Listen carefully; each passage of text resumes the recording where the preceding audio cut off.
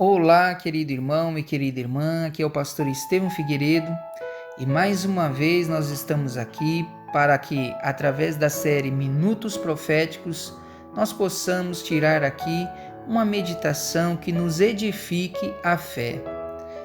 Ainda no tema Minha História, hoje trataremos do assunto o desapontamento. Mas antes, eu convido você para juntos falarmos com Deus.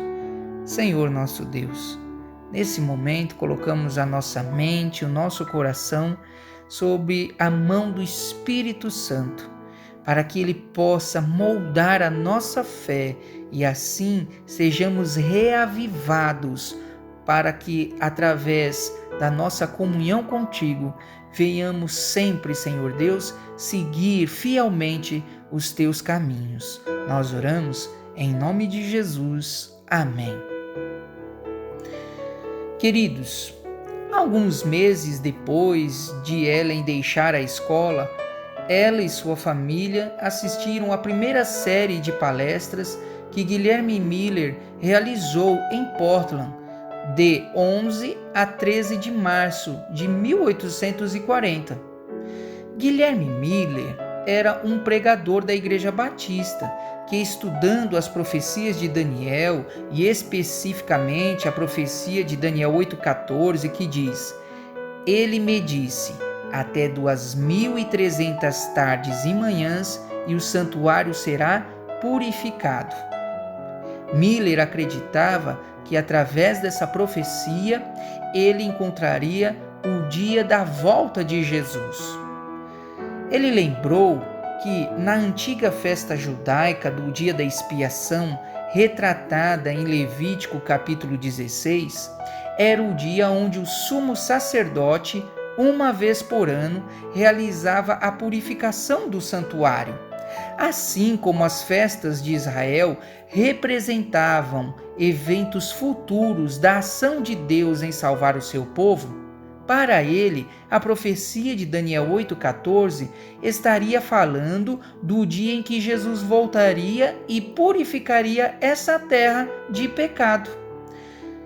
Usando o método historicista de interpretação profética, onde um dia equivale a um ano, Guilherme Miller pensou que, se descobrisse o ponto de partida da contagem de tempo da profecia, ele descobriria o dia da volta de Jesus. Foi então que, estudando o capítulo 8, em conexão com os capítulos 7 e 9 do livro de Daniel, ele encontrou a resposta no capítulo 9, verso 25, que a contagem de tempo dos 2.300 anos iniciaria quando saísse a ordem para a reconstrução do templo em Jerusalém. Devemos lembrar que no ano 605 a.C., Babilônia havia invadido Jerusalém e destruído o templo. Agora só faltava descobrir quando saíra a ordem de construção de Jerusalém, e não demorou muito até que a resposta veio. No livro de Esdras falava de 3 decretos emitidos para a reconstrução da cidade e do templo em Jerusalém. O primeiro, de Ciro, que foi emitido no ano 537 a.C., o segundo, de Dario, emitido no ano 520 a.C., e finalmente o terceiro, de Artaxerxes, rei da Pérsia, que foi emitido no ano 457 a.C. Tendo o ano de 457 a.C. como o ano de partida, Miller contou 2.300 anos para frente e descobriu que os 2.300 anos se cumpririam em 1843. Assim, ele, no final da década de 1830 e no início da década de 1840, viajou por todos os lugares, alertando os cristãos a se prepararem para a breve volta de Jesus. Ellen e sua família aceitaram de pronto essa mensagem. Porém, agora, com a proximidade da volta de Jesus, Ellen sentia-se mais atemorizada de não estar preparada para ser salva por Cristo.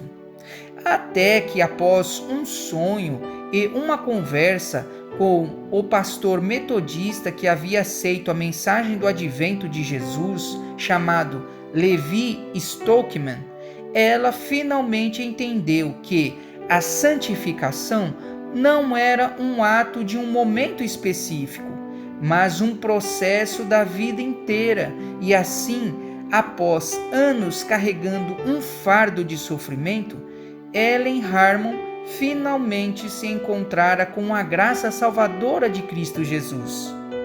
Por suas convicções de que a mensagem de Miller era verdadeira, a família de Ellen foi excluída da Igreja Metodista no dia 2 de setembro de 1843.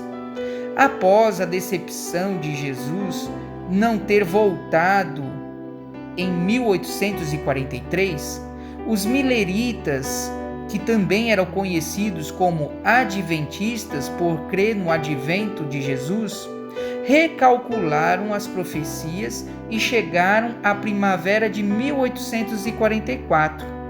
Porém, Jesus novamente não veio. Foi então que um seguidor do movimento millerita chamado Samuel Snow apresentou a data de 22 de outubro de 1844 como sendo a data exata do dia da expiação escatológica. Assim, o movimento teve um grande reavivamento e muitos se prepararam para esse dia, se desfazendo das suas posses, largando o emprego, buscando comunhão em lugares afastados e calmos, pois o seu Redentor se aproximava.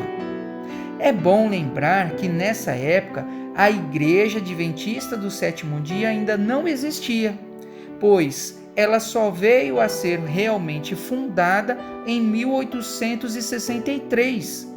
Porém, pessoas de várias denominações que acreditavam na mensagem de Miller eram chamadas de adventistas.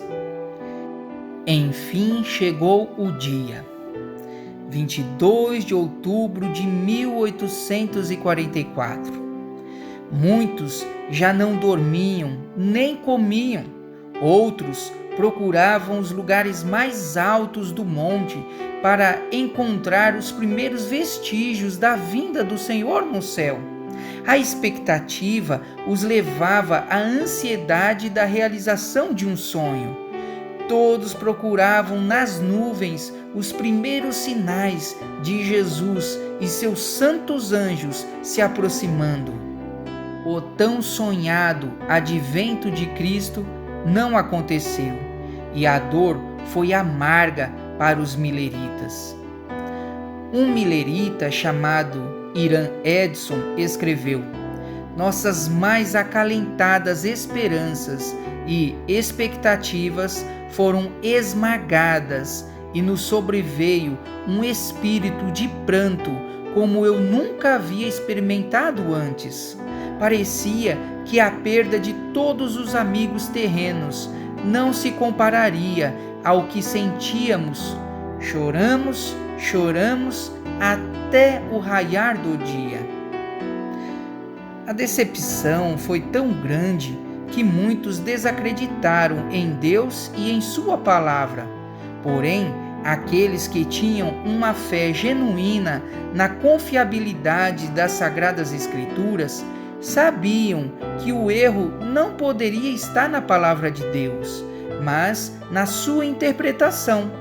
Ellen White afirmou tempos depois que, apesar do desapontamento, se sentira sustentada pela força e graça de Deus. Ela afirmou: "Ficamos desapontados, mas não desanimados." Aqueles que permaneceram firmes na fé, crendo na palavra de Deus, encontraram em Apocalipse capítulo 10, verso do 8 ao 11, a predição desse grande desapontamento. O texto de Apocalipse diz: "A voz que ouvi, vinda do céu, estava de novo falando comigo e dizendo: Vai, e toma o livro que se acha aberto na mão do anjo em pé sobre o mar e sobre a terra. Fui, pois, ao anjo dizendo-lhe que me desse o livrinho. Ele então me falou: toma-o, devora-o, certamente ele será amargo ao teu estômago, mas na tua boca doce como mel. Tomei o livrinho da mão do anjo e o devorei, e na minha boca era doce como mel. Quando, porém, o comi, o meu estômago ficou amargo. Então me disseram: é necessário que ainda profetizes a respeito de muitos povos, nações, línguas e reis. Foi exatamente essa a sensação dos mileritas, chamados também adventista, em 1844. Na sua boca, a pregação da breve volta de Jesus, o preparo, foi doce como mel. As profecias se encaixavam, as pessoas se regozijavam. Porém, a experiência do desapontamento fora tão amarga como o fel no seu ventre. Querido irmão e querida irmã, nem sempre as coisas saem da forma como planejado. Vivemos fazendo planos, idealizando sonhos para nós e nossa família, mas quando menos esperamos, somos surpreendidos pelo inesperado.